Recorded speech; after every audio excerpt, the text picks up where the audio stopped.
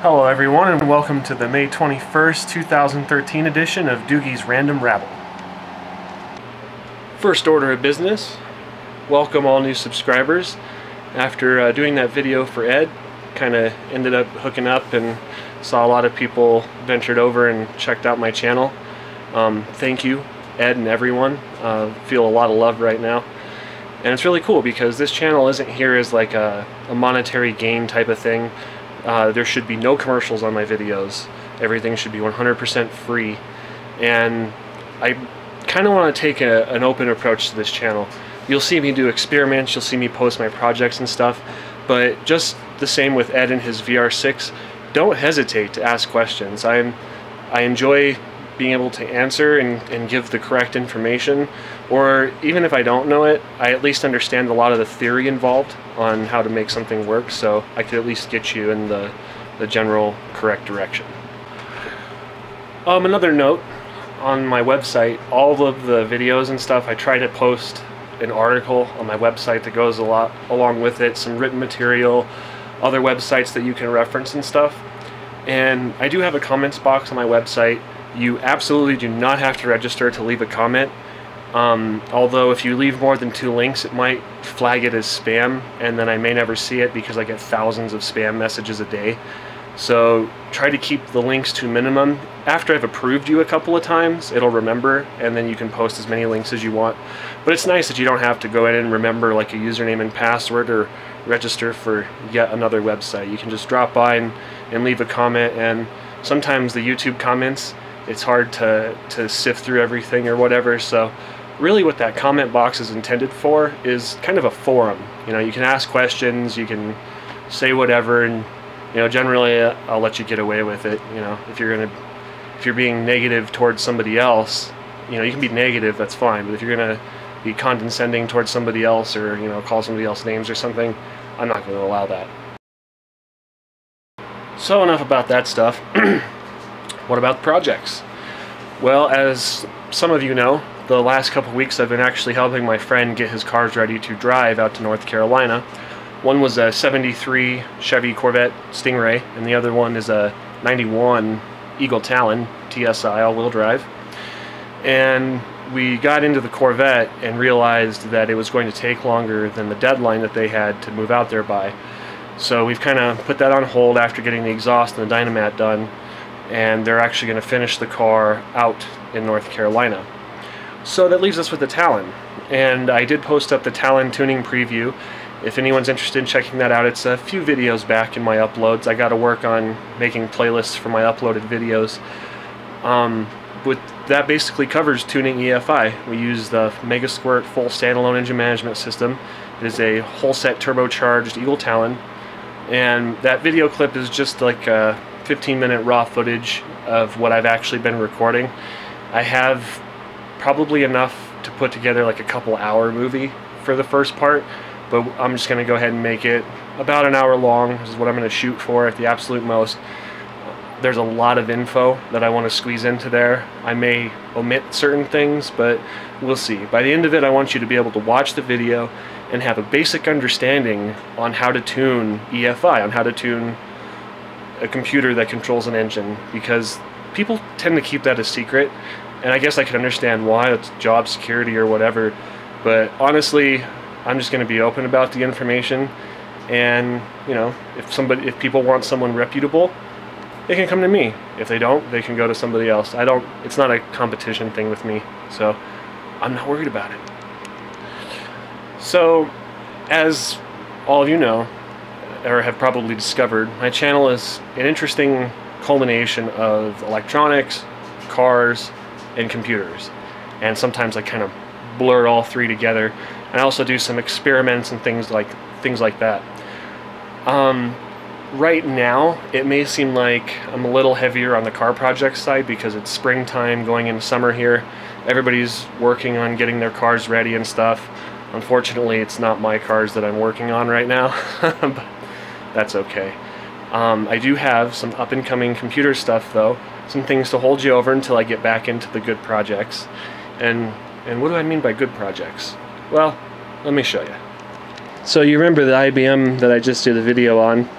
I actually ended up getting another disc sled for this that still did not fit. I think it's actually right here. Yep, this is the one. So if you look at the back side of this, you'll notice that it is the correct female connector. Well, it is a female connector, not that it's the correct connector. So, you know, it's supposed to plug into these headers back here. Sorry, I'm a little shaky with the way I'm leaning. But this damn drive sled does not fit. And it's because if you look right here between the pin and the connector body itself, you see like a wide little tab there. And then on this end, you see this tab here. It's a slightly different width.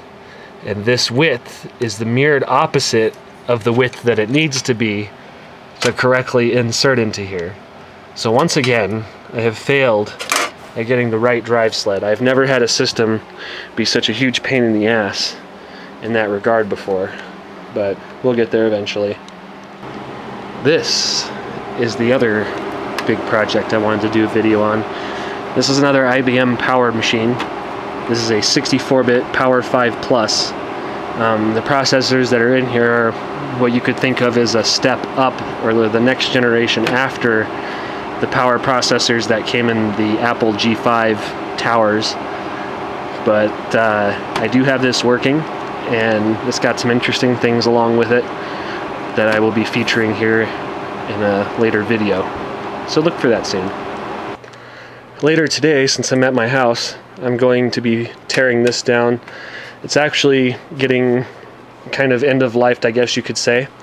All the parts are going up on eBay. I will not throw away good Sun Microsystems parts. So the parts are just going to be up on the internet indefinitely until somebody needs them. These are getting far too rare to just throw away. But I figured, why not do this thing a proper final farewell by tearing it down and shooting a video of it at the same time. I'm sure the computer folk on the channel would enjoy that. We also have this IBM I need to tear down. This is just an x86 machine though. This is a RISC, or Spark. And I still have to do a video on that, which is actually an x86 machine. It's kind of weird that I'll be doing a video on an Intel machine. And there's still this DEC Alpha that I need to do a video on. I actually have a couple of DEC Alphas that I need to do a video on. So that will be coming soon too, although this will probably be after the move is sorted. But this is later today. For anyone wondering how my $25 monitor is doing, it's still doing quite well actually. I have it hooked up to my Sunray 2FS down there, so I'm actually logged into the V880 right now. This is the graphical desktop. I'm actually running tape backups. It wants tape number 5 in the series. But yeah, still works pretty good. There's still this imperfection here, and this line actually grew to being all the way across the screen. And you know, some people may not be able to put up with that, but you can barely tell. When I lay in bed at night and watch movies or whatever, my eyes are half open anyway, so can't tell the difference. For anyone who remembers this monitor, it's definitely still kicking. This is a Chinese generic monitor, a handspree. It's advertised as a 25-inch, but it's actually like a 23 or a 24-inch viewable. Let me type my password.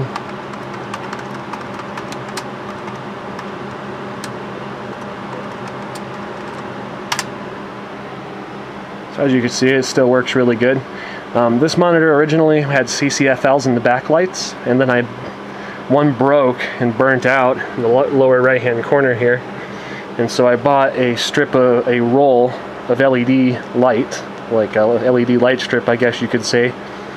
And I actually put it in place of the CCFLs and wired it up to the power supply. This white LED indicator is actually the edge of the strip hanging off and shining through the light pipe. And you can tell that it's been converted because you see this down here, and you can see the spacing of the LED lights themselves. And you can kind of see it at the top, but once again, you barely even notice. It doesn't affect the picture too bad. and the brightness is pretty adequate. It doesn't work very well in a bright room. Definitely wasn't as bright as the CCFLs used to be, but definitely adequate. And yes, Windows NT 4 is still kicking, still running on that PCI card. I actually brought home my 5 horsepower Briggs engine from the shop to do more experimentation now that it's finally warm. Remember the vapor carb? It still works. I actually fired this engine up the other day. It had been sitting outside in the snow with this valve closed, but somehow moisture did seep past and rusted the intake valve and got it stuck open. So after putting some penetrating oil in there, letting it sit, and then working the valve back into its seat with a brass rod, and then rotating the engine over and working the valve back into its seat again, and repeating that process, I was able to get the engine fully back up and running. Eventually I'll tear the head off and see what everything looks like inside. This engine was fairly low hours, but we've kind of abused it since we've had it. Vapor Carb 2.0 will be electronically controlled. We actually learned a lot of things from this, and when I fired this the other day, I was actually able to see the swirling effect inside the hat here, which I didn't get on video the last time I filmed this running, so maybe I'll definitely film that before I take this back off here.